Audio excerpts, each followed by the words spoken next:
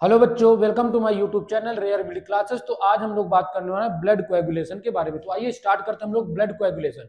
सबसे पहले हम ये देख लेते हैं कि ब्लड कोएगुलेशन है क्या। देखो, ब्लड कोएगुलेशन या इसी को हम क्या कहें,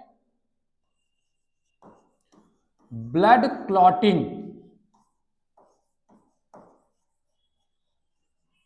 ब्लड क्लॉटिंग और blood coagulation is important process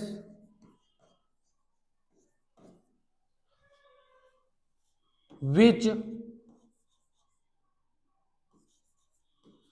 prevent excessive loss of blood from body. तो ब्लड कोएगुलेशन क्या है?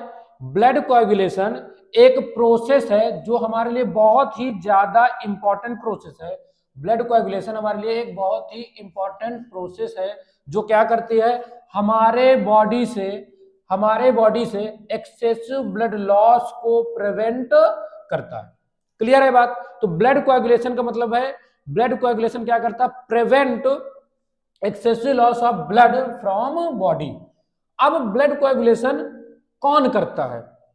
हमने ये पढ़ा है ब्लड कोएगुलेशन की, अगर हम बात करें, हमने ये पढ़ा है कि क्लॉटिंग फैक्टर, हमने ये पढ़ा है क्लॉटिंग फैक्टर। क्लॉटिंग फैक्टर्स कहां पे थे? इन प्लाज्मा, इन प्लाज्मा, जो कि इनएक्टिव फॉर्म है, इनएक्टिव, जो कि इनएक्टिव में होंगे। जो क्लॉटिंग फैक्टर है जो कि प्लाज्मा में प्रेजेंट है वो हमारे इनएक्टिव है। और इन क्लॉटिंग फैक्टर को एक्टिव करने के लिए कहीं ना कहीं हम लोग प्लेटलेट्स का यूज करते हैं। जब हमने प्लेटलेट्स पढ़ा तो उसमें मैंने बताया था कि प्लेटलेट्स क्या करती हैं, ब्लड कोएगुलेशन पे हेल्प करती हैं, ब्लड कोएगुलेशन में हेल्प करती हैं। क्लियर है बात?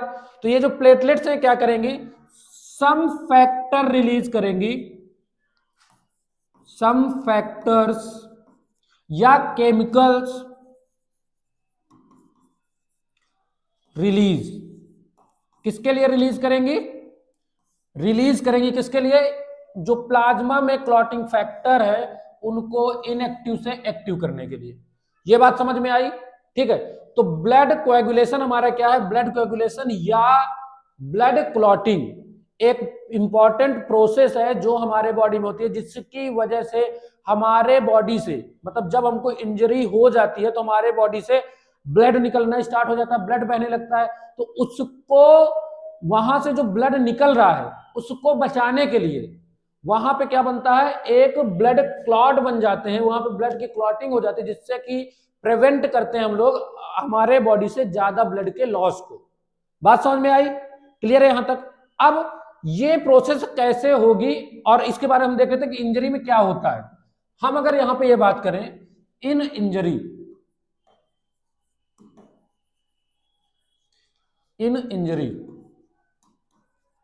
या इंजरी को हम क्या कह सकते हैं, ट्रॉमा।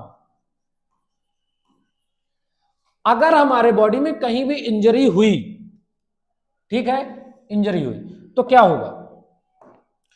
इंजरी हुई तो वहां पे जो सेल्स है, अच्छा यहां पे हम ये भी लिख सकते हैं कि ब्लड रिलीज होना स्टार्ट हो जाएगा, मतलब ब्लड लॉस स्टार्ट हो जाएगा। क्लियर है बात? या हम यहां पे ये कहें, अब जब ब्लड लॉस तो स्टार्ट हो गया बट वहां पे कुछ प्लेटलेट्स होंगी, तो प्लेटलेट्स क्या हो जाएंगी, स्टिमुलेट हो जाएंगी, स्टिमुलेट्स, प्लेटलेट्स। या हम यहां पे ये लिख सकते हैं स्टिमुलेट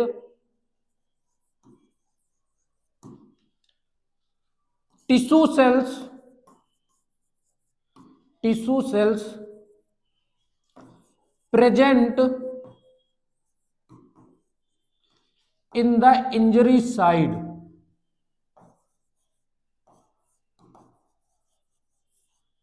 इंजरी साइड यहीं पे लिख देते हैं।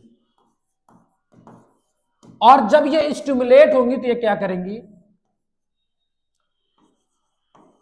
सम फैक्टर्स रिलीज करेंगी। तो यहां पे लिख देता हूं मैं, रिलीज सम फैक्टर्स, या इसी को हम कहेंगे सर्टेन केमिकल्स,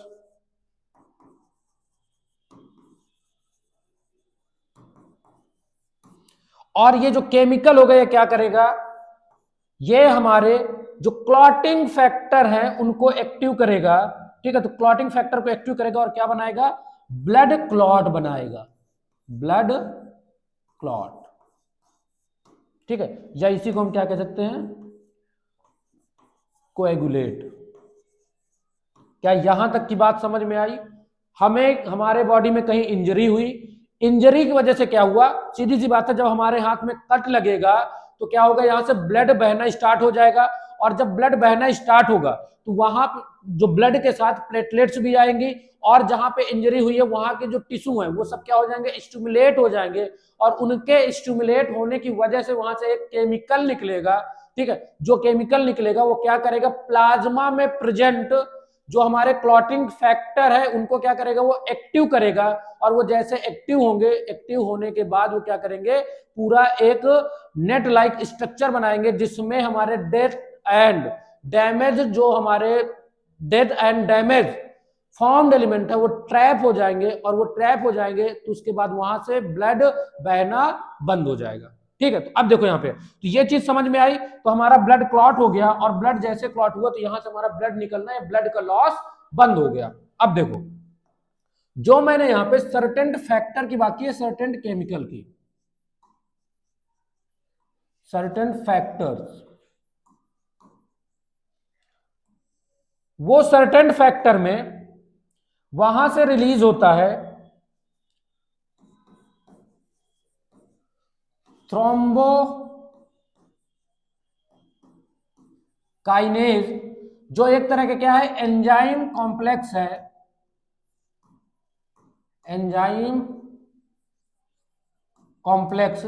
ये क्या करेगा, थ्रोम्बोकाइनेज एक तरह का एंजाइम है जो क्या करेगा, जो प्लाज्मा में हमारे पास प्रेजेंट था प्रोथ्रोम्बिन, प्लाज्मा में हमारे क्या प्रेजेंट था, प्रोथ्रोम्बिन, जो कि इनएक्टिव फॉर्म में है, इनएक्टिव है, जो प्लाज्मा में प्रेजेंट है, in plasma, in plasma. Clear है ना बात? प्लाज्मा में हमारे क्या है, प्रोथ्रोम्बिन नाम का एक प्रोटीन है, वो इनएक्टिव फॉर्म में है, उसे, उस प्रोटीन को एक्टिव कौन करेगा, थ्रोम्बोकाइनेज एक तरह का एंजाइम है, वो इसको क्या करेगा, इसको एक्टिव करेगा, और किसमें एक्टिव करेगा, थ्रोम्बिन में। अब ये जो थ्रोम्बिन है ये भी एक तरह का क्या है, एंजाइम है, एंजाइम। ठीक है, और हमने ये भी पढ़ा है कि जो हमारा प्लाज्मा होता है, प्लाज्मा में फाइब्रिनोजन भी होता है, ये भी एक तरह का क्या है, हमारा क्लॉटिंग फैक्टर है, ये भी हमारा एक तरह क्या है, क्लॉटिंग फैक्टर है। तो फाइब्रिनोजन जो हमारा इनएक्टिव फॉर्म में है, ये भी हमारा इनएक्टिव फॉर्म में है, और कहां पे है, प्लाज्मा में, ये भी हमारा प्लाज्मा में है।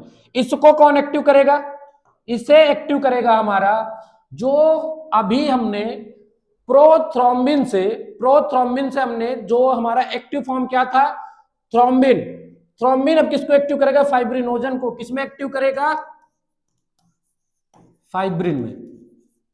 क्लियर है बात?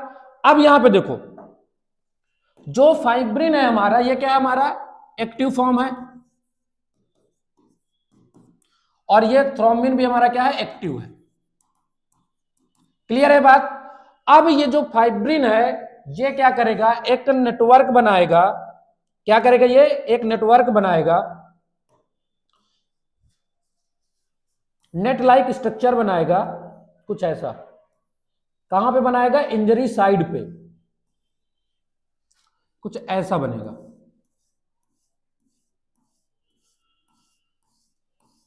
ठीक है, और यहां पे क्या होगा, जो हमारे फॉर्म्ड एलिमेंट है, जो डैमेज हो चुके हैं या डेड हो चुके हैं, वो सब यहां पे ट्रैप हो जाएंगे ऐसे।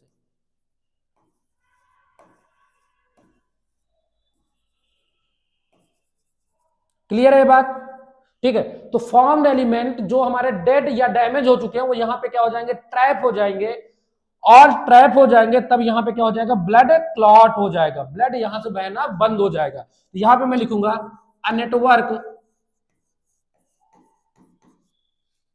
Network of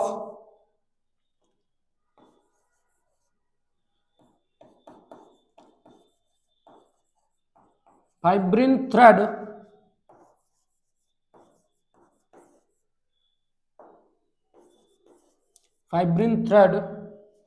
in which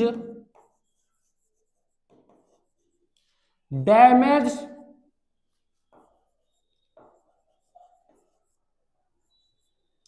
and dead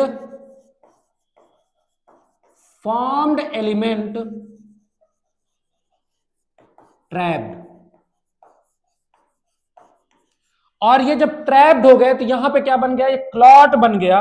क्या बन गया, क्लॉट बन गया। यहां पे क्या बनेगा, clot, blood clot, blood clot. और ये ब्लड क्लॉट का जो कलर है वो कैसा है, ये ब्लड क्लॉट का कलर कैसा है, डार्क रेड ब्राउन कलर। बात समझ में आ रही है कि नहीं,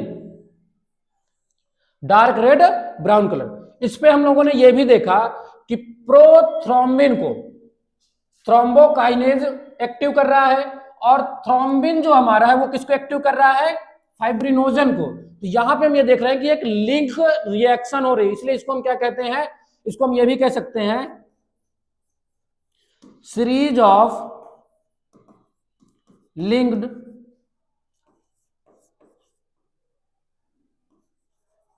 एंजाइमेटिक रिएक्शन।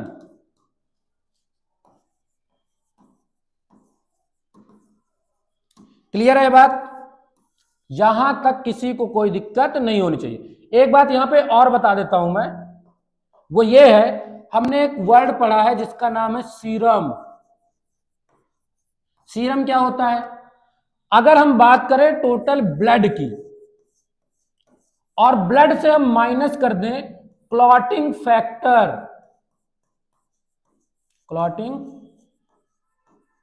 फैक्टर्स, तो वो हमारा क्या मिल जाएगा, हमको सीरम मिल जाएगा। बात समझ में आ रही कि नहीं?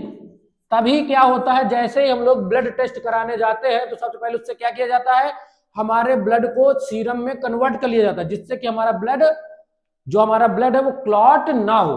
अगर क्लॉट हो जाएगा तो वो ब्लड हमारा क्या हो जाएगा, खराब हो जाएगा। तो यहां तक की सारी बातें आपको समझ में आई। मुझे लगता है ये सारी बातें आप लोगों को अच्छे से समझ में आ गई होंगी। अगर आपको किसी भी पॉइंट में कोई प्रॉब्लम है तो आप उसको कमेंट करके मुझसे पूछ सकते हैं। मिलते हैं नेक्स्ट वीडियो में, तब तक के लिए बाय।